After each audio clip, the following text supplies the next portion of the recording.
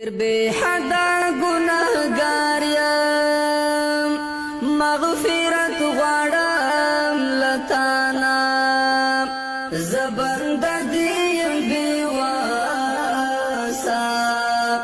درتا سوال کوم سبحانا درتا سوال کوم سبحانا ډیر بے حدا گناہگار یم مغفرت غواړم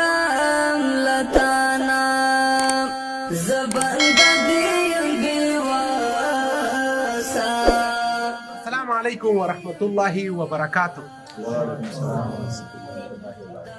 یاد ځای د الله تعالی کور مسجد د جامع جمعیات دا ځایونو ته ځم هغه مسجد چې مستحق وي ډېری کورونه ترې استفاده وکړي او په شریکه سره جمع وکړي. فرق باید ونه کړو. ټول یو ګوند والا یو، هغه هم د الله ګوند کې یو، ټول یو مسلمانان یو او د مینې او د محبت نه ډک یو. یاد مسجد ته راغلی یم. مسجد څه ستونزه لري د مشر سره به شریکو او د الله په حکم به هغه سر ته رسو. د خدای د پیغمبر وینا ده چې دغه چې کوم دی مفتاح الجنت الصلاة و مفتاح الصلاة الطهور، د جنت کنجي چې ده دا مونځ دی او د مونځ صحت چې ده په اوداسه کې اودس په اوبو باندې کې چې اوبه نه وي نو اودس به خلک په څه وکړي او بیا چې اودس نه د اودسه مونځ نه کېږي نو د الله د رضا لپاره دوی سره تعاون کول پکار دي. دوی مستحق دي د صحیح اوبو څښاک صحیح اوبو څښاک په دې مسجد کې نشته، بالکل نشته، د اوداسه اوبه نشته، نشته د څښلو اوبه نشته. د الله په حکم دا به ټول کوو. په څه به یې کوو؟ ځکه د الله تعالی ځواني، پیسې، دارایي دا ټول موږ ته الله تعالی راکړي. په څه خاطر؟ امتحان دی. ګوره راځئ سره یو شو، خپل ګاونډ کې د صحیح اوبو څاګانې ووهو، په مسجد کې د غریبو سره مرسته وکړو، په خپل لاس یې وکړو. صدقه جاریه ده، هر قدم هم په نیکۍ حسابېږي. نو بور به وهو د صحیح اوبو بمبا په جامع جمعیات کې او ولسي سا. راځئ دوستانو ستاسو تر پایه پورې زموږ ملتیا وکړئ. زه انسان یم لالې چې یم پاتې د ستا لاره مینهوال مې د خپل ځان کړه زړه مې تور کړه له دنیا نه زه بندګي یم بېواسه درته سوال کوم سبحانا درته الحمدلله برمه فټ شوله. کله نه چې د برمې کار سټارټېږي د هغې نه مخکې د قرآن پاک په تلاوت باندې راځئ دوستانو قاري صاحب صورت وایي.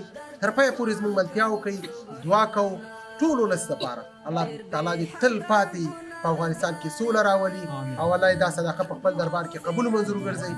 راځئ تر پایه پورې زموږ ملتیا وکړئ. د قرآن پاک تلاوت ویل کېږي. أعوذ بالله من الشيطان الرجيم. بسم الله الرحمن الرحيم. والسماء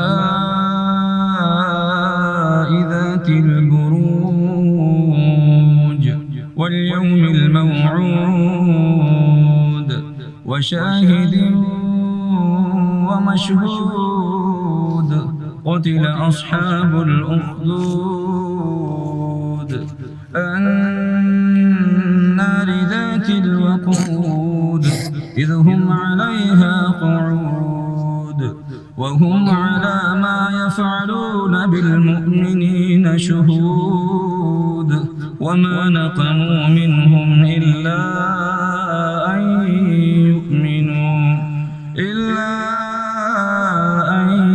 يؤمنوا بالله العزيز الحميد. سبحان ربك رب العزة عما يصفون وسلام على المرسلين والحمد لله رب العالمين. ټول لاسونه پورته کړئ بچیانو، ستاسو دعا قبلې. ټول پورته آمين. الحمد لله رب العالمين والعاقبة للمتقين والصلاة والسلام على رسول خير خلقه محمد وعلى آله وصحبه أجمعين. اللهم إنك عفو تحب العفو فاعف عنا يا غفور يا كريم يا رحيم. الله زمونږ لاسونه تا ته پروردګاره زمونږ دعاګانې قبولې کړه. الله زمونږ په حال باندې رحم وکړه. یا الله زمونږ دعاګانې ته قبول کړه. الله دغه کوم پروګرام چې دلته روان دی دغه پیغلي سلسله دا چا چې کومه صدقه کړې ده یا الله دا په خپل دربار کې قبوله کړه. یا الله دا صدقه په خپل دربار کې قبوله کړه. یا الله موږ په دعاګانو باندې نه پوهېږو زمونږ د زړونو کوم شرعي حاجتونه دي پروردګار د خپل دربار نه یې پوره کړه. الله د خپل دربار نه یې پوره کړه. یا الله افغانستان کې سوله راوله. یا الله یووالی او ورورولي پکې راوله. پروردګاره دغه عظیم نعمت چې دا څومره ورونه دلته راغلي دي انجینر صاحب په شمول باندې په دې کې قرباني ورکړي منډې کې پروردګاره دا په خپل دربار کې قبول کړه. یا الله کامیابیانې ورته نصیب کړه او په آخره کې دغه کلمه موږ ته یا الله را په نصیب وکړه چې لا اله الا الله محمد رسول الله. راځي تر پای پورې مونږ ډېر بې حده ګناهګار یم مغفرت غواړم له تا نه زه بنده دې یم بېوسه درته سوال کوم سبحانه درته سوال کوم سبحانه زه انسان یم لالې چې